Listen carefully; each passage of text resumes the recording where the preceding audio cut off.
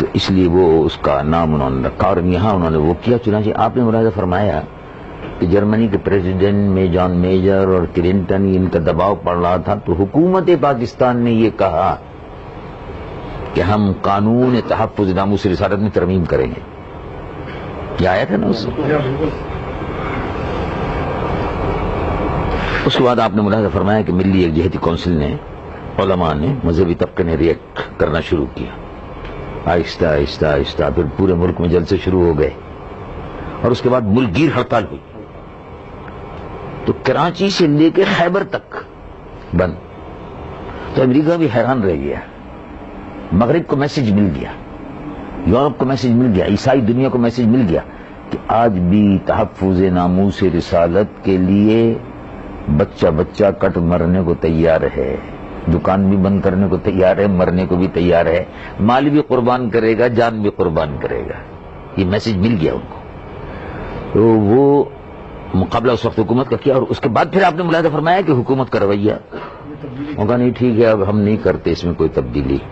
انہوں نے پھر میسج یہ دیا کہ ہم نہیں کر سکتے تبدیلی، اس لیے کہ فنڈامنٹلسٹ بہت آگے ہے، یہاں گھبرا رہی ہے حکومت بھی۔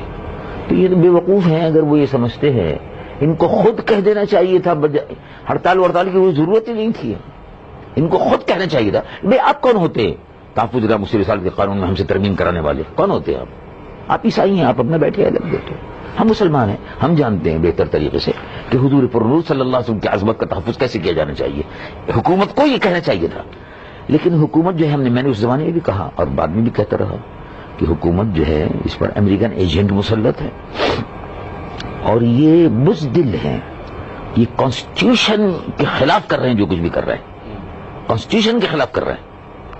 تو جب بعد میں بعض لوگوں نے سوال کیا، میں نے بعد میں اس میں بھی کہا کانسٹیٹیوشن میں یہ ہے کہ Islam shall be state religion of Pakistan, Islam state religion ہے۔ اب آپ خود اندازہ لگا لیجئے کہ جب اسلام اسٹیٹ ریلیجن ہے تو the state has to defend Islam, نتیجہ صاف ظاہر ہے، اسلام از اسٹیٹ ریلیجن تو the state has to defend Islam. اب اسلام کو ڈیفینڈ کرنا چاہیے تھا آپ کو، آپ اسلام کو ڈیفینڈ نہیں کر رہے، آپ تو امریکہ کو ڈیفینڈ کر رہے ہیں۔ امریکہ کہتا ہے ترمیم کرو، آپ کہہ رہے ہیں امریکہ کہتا ہے ترمیم کرو، یعنی حکومت کہہ رہی تھی کہ امریکہ کیوں کہتا ہے ترمیم کرو۔ مجھ سے جو وزیر قانون ملے انہوں نے کہا بات اس میں یہ ہے کہ پریشر بہت بڑھ رہا ہے، وہ کہتے ہیں اس میں ترمیم کرو، یہ کرو وہ کرو۔ میں نے کہا آپ کو اسلام کو ڈیفینڈ کرنا چاہیے، وہ کون ہوتے ہیں کہنے والے آپ سے؟ چنانچہ وہ ہمارے وزیر قانون جو تھے وہ کچھ ذرا سمجھدار آدمی تھوڑے بہت ہیں، اس وقت تو پتہ نہیں ان پہ کیا پریشر وغیرہ پڑا بیچاروں پہ، وہ ہیں کراچی کے انڈیا خان صاحب آئے تشریف لائے تھے ملنے کے لیے۔ میں نے ان کو کہا میں نے آپ کو کیا ضرورت ہے، آپ کہیے، ہم کو کوئی ضرورت نہیں ہے کہ ہم آپ کی بات مانیں، یہ ہمارا اپنا قانون ہے، ہمارا اپنا مسئلہ ہے، اسٹیٹ ریلیجن اسلام ہے، یہ ملک جو ہے سیکولر نہیں ہے۔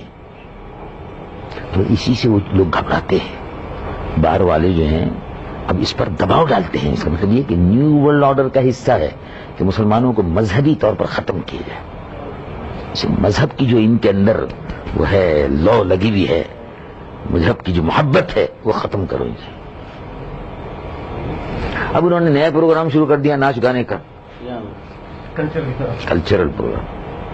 اس کا مقصد صرف ایک ہے، مسلمان قوم کی بہو بیٹیوں کو ناچنے گانے پہ لگا دو، لڑکوں کو بھی، بچوں کو بھی، بچیوں کو بھی ناچنے گانوں پہ، کنجریوں اور طوائفوں کا پروگرام پوری قوم سے ناچنے گانے پہ لگا دو، تاکہ پھر اس قوم میں، اس نسل میں محمد بن قاسم پیدا نہ ہونے پائے۔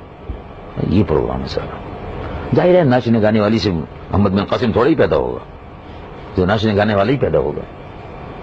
اس پوری نسل کو خراب کرنے کا پروگرام، یہ بھی امریکہ کا نیو ورلڈ آرڈر جو انہوں نے کائرو کانفرنس میں، بیجنگ کانفرنس میں کیا ہے، وہ اسی کا حصہ ہے یہ بھی۔